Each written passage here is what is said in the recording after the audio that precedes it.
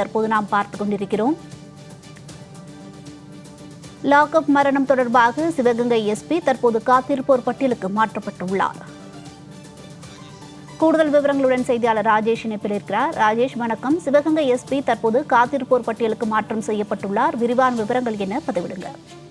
வணக்கம் வரலையா. சிவகங்கை மாவட்டம் திருப்போணம் இருக்கக்கூடிய மலப்புரம் ஆலயத்தில் தற்காலிக காவலாளியாக பணியாற்றின அஜித்குமார் கடந்த 2 தினங்களுக்கு முன்பு ஒரு நகைத்துறை திருடுத்தனமான விசாரணைக்கு அழைத்து செல்லப்பட்டு அவர் சித்திரவதைக்கு உள்ளாக்கப்பட்டு அவர் மரணம் அடைந்தார்.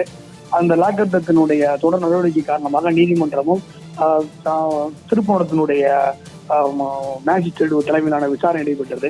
அந்த விசாரணை அடிப்படையில் தற்பொழுது அந்த வழக்கானது கொலை வழக்காக நேற்று மாலை மாற்றம் செய்யப்பட்டு 5 காவலர்கள் கைது செய்யப்பட்டாங்க. அந்த தனிப்படை காவலர்கள் 5 பேரும் கைது செய்யப்பட்டாங்க. இந்த சம்பவம் தமிழ்நாடு அளவில் மிகப்பெரிய ஒரு அதிர்ச்சியை, இந்திய அளவில் மிகப்பெரிய ஒரு தாக்கத்தை ஏற்படுத்தின அந்த இது சம்பந்தமாக தற்போது சிவகங்கை மாவட்டத்தினுடைய எஸ்பியா இருக்கக்கூடிய ஆசித் ராவத் தற்போது தமிழக அரசு காத்திருப்போர் பட்டியலுக்கு மாற்றப்பட்டுள்ளது. தற்போது அவர் காத்திருப்போர் பட்டியலுக்கான மாற்றப்பட்ட செய்தி வெளியாக இருக்கிறது. ராஜேஷ், விவரங்களுக்கு நன்றி.